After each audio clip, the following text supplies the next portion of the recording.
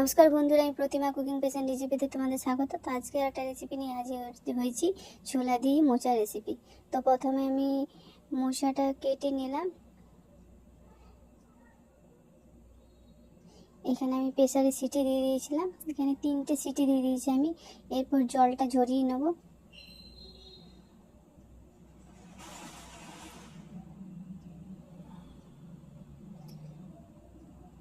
জলটা আমি ঝরিয়ে নিয়েছি। এরপর আমি কড়াই বসিয়ে দিয়েছি।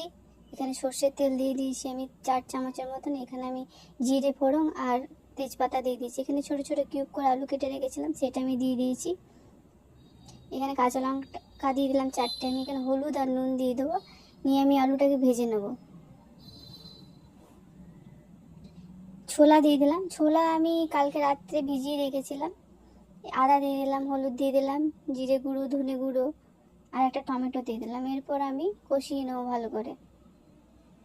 এরপর আমি মোচাগুলো দিয়ে দিলাম, যেটা সেদ্ধ করে জল ঝরানো ছিল সেটা দিয়ে দিলাম। এরপর আমি নুন দিয়ে দিলাম, নুন স্বাদ অনুসারে দেখে নেবে তোমরা। এখানে চিনি দিয়ে দিলাম আমি স্বাদ অনুসারে। ঢাকা দিয়ে দিলাম, কারণ কি এটা থেকে জল বেরোবে। এই মিডিয়াম টু লো আঁচের মধ্যে রান্না হবে। একটু আমি জল দিয়ে দিলাম যাতে আলুটা সেদ্ধ হয়ে যায়। তো অলমোস্ট আমার কমপ্লিটের মুখোমুখি। আর একটু ঢাকা দিয়ে দিয়েছিলাম 2 মিনিটের জন্য। তো তোমরা কেমন আছো বন্ধুরা? আমি ভালো আছি। আমার ভিডিও যদি ভালো লেগে থাকে তো একটা লাইক, কমেন্ট, শেয়ার অবশ্যই করে দেবে, আর সাবস্ক্রিপশন অবশ্যই করবে। আর তোমরা যদি পাশে থাকো বন্ধুরা, তো আমি আরও নতুন নতুন ভিডিও বানানোর উৎসাহ পাবো। তো এখানে আমি গরম মশলা দিয়ে দিলাম।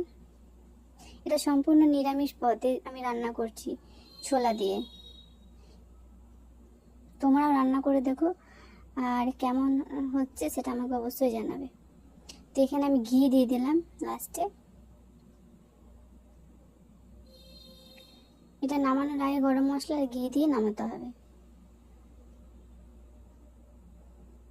তো আমার হয়ে গেছে ছোলা দিয়ে মোচার রেসিপি। এই দেখো, আবার আসবো নতুন ভিডিও নিয়ে।